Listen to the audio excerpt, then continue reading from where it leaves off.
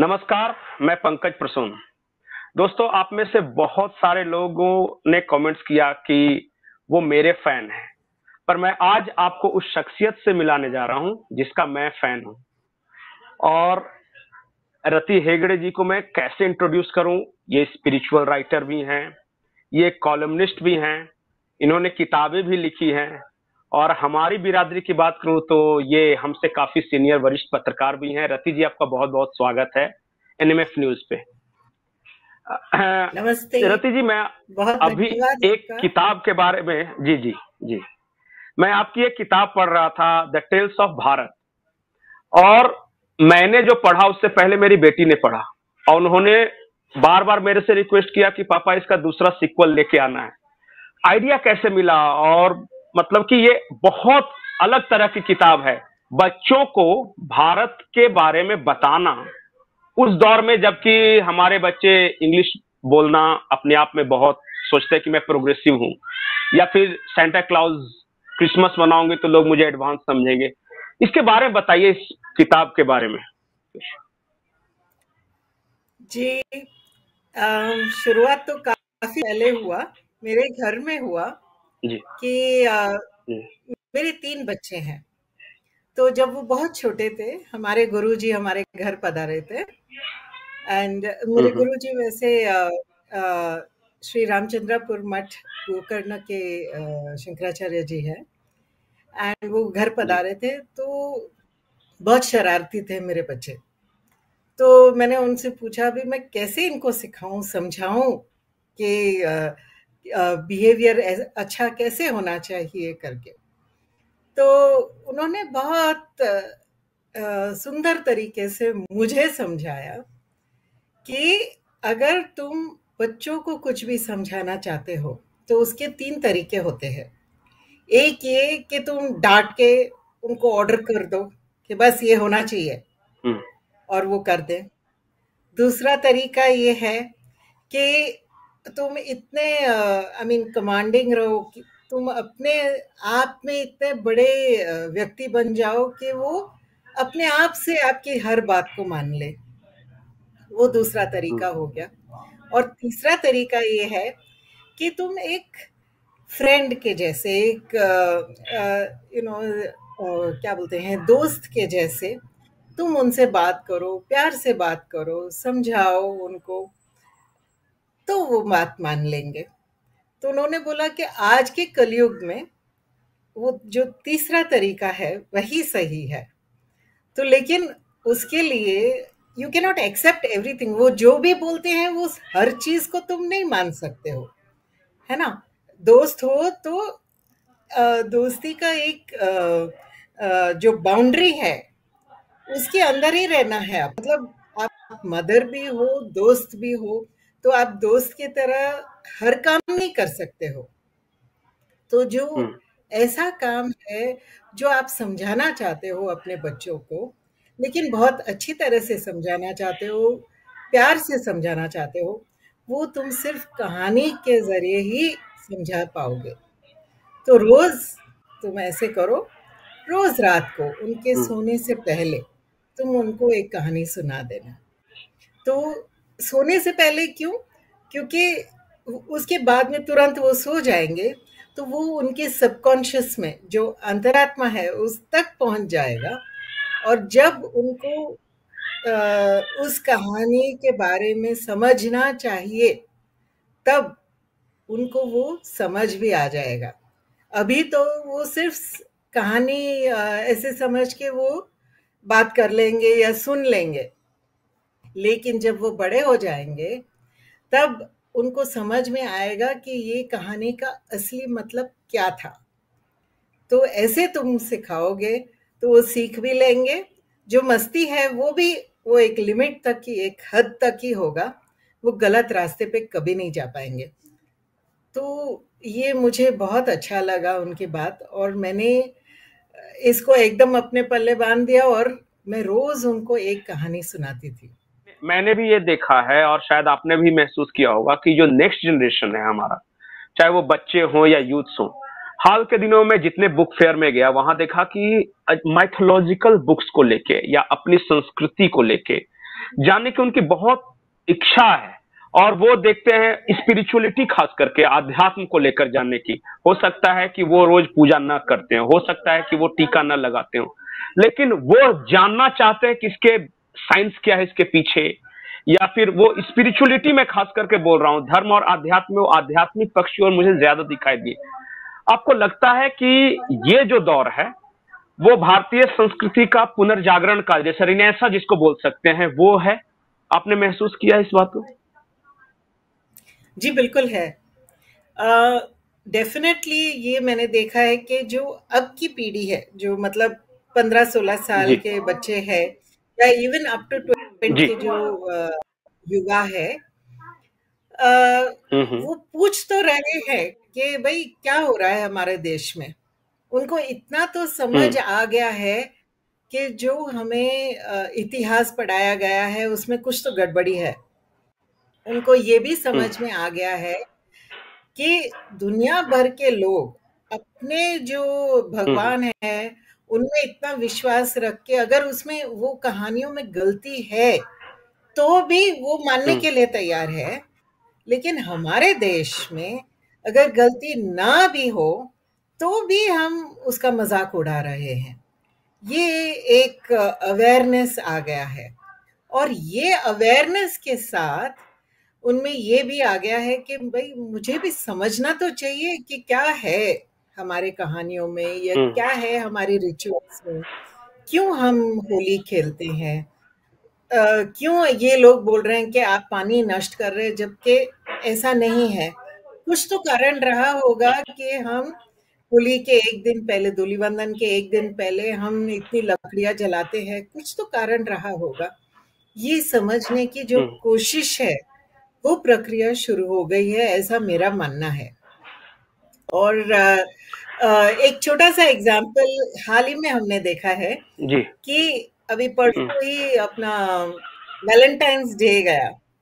आपको याद होगा जी बिल्कुल। कि 5 साल पहले तो एकदम ही बहुत लोग रोज़ डे मनाते थे, चॉकलेट डे, ये डे, वो वैलेंटाइन्स डे को लेकर इतनी सारी की हम्म। रील्स बनती थी। और ये साल मैंने हम्म। नोटिस किया कि रील्स तो बहुत कम हो गई है। इनफैक्ट ना के बराबर थी। इवन अमंग कॉलेज हम्म। यूथ ये रील्स बनना थोड़ा कम हो गया है। तो इसका यही मतलब हम निकाल सकते हैं कि लोग समझ गए हैं कि भई ये सब तो मार्केटिंग स्ट्रैटेजी था, इसके पीछे कुछ वजह नहीं है कि क्यों ये लोग मनाते हैं। तो इतना तो हम्म। समझ आ ही गया है बच्चों को कि भई अपने को सोचना तो चाहिए कि क्यों हम लोग अपने ही जो रिचुअल्स है उसको छोड़ के हम ये पाश्चात्य रिचुअल्स के पीछे भाग रहे हैं। ये सोचने की वजह है करके जी। मेरे हिसाब से तो बच्चे अब रति समझना जी, शुरू कर चुके एक हैं। चीज और आपने बहुत इंपॉर्टेंट बात कही कि एक नैरेटिव सेट किया जा रहा था इस देश में कि होली है तो इसका मतलब कोई उसे छेड़छाड़ के साथ, कोई गंदगी के साथ जोड़ दे रहा था। दीपावली है तो उसमें पॉल्यूशन होता है। मतलब कि हमारे सारे के सारे त्योहार खराब हैं, और उनका जो भी है, जो क्रिसमस है या फिर जो वैलेंटाइंस डे है, और बहुत अलग तरह के, कोई रोज डे मना रहा है, कोई फ्रेंडशिप डे मना रहा है, कोई चॉकलेट डे मना रहा है, ये करके आपको लगता है कि ग्रेजुअली आजादी के बाद भी, मैं अंग्रेजों को सिर्फ दोष नहीं दे रहा, एक दौर था जब जानबूझकर या किसी रणनीति के तहत हमारे देश के कल्चर, हमारी संस्कृति, हमारे फेस्टिवल्स को डिमीन किया गया है, और इसके पीछे मकसद क्या हो सकती है? डिमीन तो डेफिनेटली किया गया है, उसमें दो राय है ही नहीं।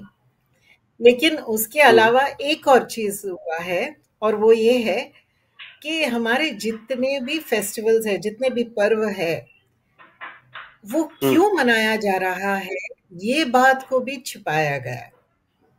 अब डिमीन करना बिल्कुल। एक बात हुआ और उसका जो हम्म। असली वजह है, आई मीन ये पर्व को हम क्यों मनाते हैं, उसका जो ये त्योहार जो मनाते हैं हम लोग, वो क्यों मनाते हैं, ये अगर आप समझोगे नहीं, तो कोई आके आपको हम्म। उसके बारे में कुछ गलत बोलेगा तो भी आप मान लोगे। तो ये दोनों साथ-साथ हुए हैं। अब क्यों किया गया है, इसका एक बहुत बड़ा कारण है। वो ये है कि एक हमारा ही जो संस्कृति है वो है, जो इतने सालों के बाद भी अभी तक बुलंद है। मैं तो अभी भी ये मानती हूँ कि हमारी जो संस्कृति है वो बुलंद है। हाँ, बहुत अभी भी ठेस पहुँचती रहती है, वो अलग बात है, लेकिन अ, अभी भी लोग मानते हैं हमारी संस्कृति को, और हम उतने जल्दी उसको छोड़ने वालों में से नहीं हैं। इसकी वजह ये भी है कि एक हमारी ही संस्कृति है जहाँ पर योग को भोग से ज़्यादा माना गया है। दूसरी बात, आप त्याग को जिस स्तर पे हम उठा चुके हैं हमारी संस्कृति में, वो दूसरा कोई भी संस्कृति नहीं कर पाया है। तो आप अगर अपने संस्कृति से ये योग और ये त्याग, ये दोनों को आप अलग कर देते हो, तो ही ये संस्कृति गिर सकता है। ये समझ गए हमारे जो फॉरेनर्स थे या जो वेस्टर्नर्स थे या जो बाकी के संस्कृति वाले थे, जो हम अब्राहमिक्स बोलते हैं उनको, वो ये समझ गए। बिल्कुल। अब इसमें भी मैं आपको एक छोटा सा एक एग्जाम्पल देना चाहती हूँ। हमने होली की बात की थी या दिवाली की बात की, तो आपको शायद पता हो या ना हो, लेकिन ये जो दो पर्व स्पेशली है, होली और दिवाली की, इसमें एक बहुत गहरा संबंध है। एंड वो संबंध जो है वो अग्नि का संबंध है। अगर आप देखेंगे तो आपको मालूम पड़ेगा कि हम जो ये कॉमन अग्नि को प्रज्वलित करते हैं ये दोनों ही त्योहारों में, उसकी वजह ये भी है कि जब आप अग्नि उस टाइम पे जलाते हो, वो 2 सीजन्स में जब आप अग्नि जलाते हो, तो वो इवेपोरेट होके या जो आई मीन वो अपने एयर में घुल मिल जाता है, और उसी के वजह से क्लाउड सीडिंग होता है। It happens gradually and there is a reason. उसके बाद के 2 महीनों के बाद आप देखेंगे जो फार्मिंग के लिए जो उसका हेल्प होता है, वो आप अगर आप समझोगे एक बार कि ये जो हम सामूहिक यज्ञ बोल सकते हैं इसको, ये सामूहिक यज्ञ के बाद जो हमारे लिए हमारे देश में वर्षा होता है, वो किस वजह से होता है और किस स्तर पे होता है, वो अगर आप समझ जाओगे तो आप कभी दिवाली को या होली को आप कभी अलग से नहीं रखोगे, आप कभी उसको बुरा नहीं मानोगे, और आप समझोगे कि क्यों ये मनाना इतना जरूरी है। आपने ये बिल्कुल तत्व सही कहा। बार बार आप कहती भी रही हैं कि जो सनातन है वो विज्ञान भी है एक तरह से। जी आपने कई अपने भाषणों में वेदों का, उपनिषद का, माइथोलॉजिकल स्टोरीज के उदाहरण दिए। कुछ ऐसी मोटी मोटी बातें बता सकती हैं जिससे जो नेक्स्ट जनरेशन है, मैं खास करके बच्चों की बात कर रहा हूं, वो समझ जाए कि हमारा जो सनातन है वो विज्ञान है और वो हजारों साल पहले भी बहुत एडवांस था, बाद में उसी को इन्होंने सर्च या रिसर्च किया है इसको। जी, आप हर चीज में आप देख सकते हैं इस बात को। जैसे फॉर एग्जाम्पल, अगर हम सिर्फ अपने स्टेप वेल्स को देखेंगे, स्टेप वेल्स यानी कि वो जो बावड़ी है जहां पर, तो उसमें आप कुआं मैथ्स हमारे का एकदम हाँ, कुआं मतलब वो जो कॉमन कुआं है, स्टेप वेल्स जिसको हम बोलते हैं, जैसे राजस्थान और जी गुजरात में मिलता है, तो वो सो बिल्कुल। Beautifully it is showing geometry. वो जिस तरह से वो स्टेप्स को बनाया गया है, इतना ब्यूटीफुल। अगर आप मैथ सिखाना चाहते हो से अच्छा, तो आई थिंक ट्रिगोनोमेट्री या ट्रायंगल्स क्या है वो सब अगर आप सिखाना चाहते हो, तो एक स्टेपवेल में लेके जाओ और सिखाओ, बहुत ही सुंदर तरीके से सीख सकते हो। जो हमारे सन टेम्पल्स है, जैसे कोणार्क फॉर एग्जाम्पल, सिर्फ वो एक चक्र में उन्होंने कैसे पूरे सीजन्स और अपने साल कैसे बनते हैं वो सब सिखाया है। उससे मालूम पड़ जाता है कि साइंटिफिक थॉट कैसे था। जो हमारे यज्ञ है, या होम है, वो जब बनाते भी हैं, वो जो पत्थर रखने का वो जो क्रिया है यज्ञ के लिए, वो भी हम्म, जो होम कुंड है, वो कहते हैं, उसकी भी एक प्रक्रिया है। जैसे अगर आई मीन सारे जो होम कुंड है वो सिर्फ स्क्वायर शेप में नहीं है, अलग अलग यज्ञ हम्म, के लिए अलग अलग तरीके के कुंड बनाए जाते थे। जैसे ईगल शेप में बनाया जाता था, या रेक्टेंगल का भी होता था, या फिर इवन पैरेललोग्राम जैसे होता था, ट्रेपीजियम जैसे होता था। ये अगर आप देखेंगे तो अपने आप समझ में आएगा कि कितना हमने अपने निजी जीवन में भी इन सब चीजों को कैसे जोड़ दिया, कितनी सुंदर तरीके से समझाने का प्रयास किया है लोगों को कि कैसे होना चाहिए। तो रति जी, आपका बहुत बहुत शुक्रिया हमारे साथ जुड़ी, तमाम विषयों पर अपनी राय रखी। आप दर्शक बताइए कि आपको ये इंटरव्यू कैसा लगा। इसमें मसाला कम था लेकिन कंटेंट ज्यादा था। क्या आपको लगता है कि ये दौर कल्चरल रिनेसा यानी सांस्कृतिक पुनर्निर्माण का दौर है? मोदी जी के आने के बाद पूरा का पूरा इस देश का नैरेटिव चेंज हुआ है, और इसका आगे इफेक्ट क्या होगा ये जरूर रखें। आप सब दर्शक हमारे साथ जुड़े इसके लिए बहुत बहुत शुक्रिया। नमस्कार।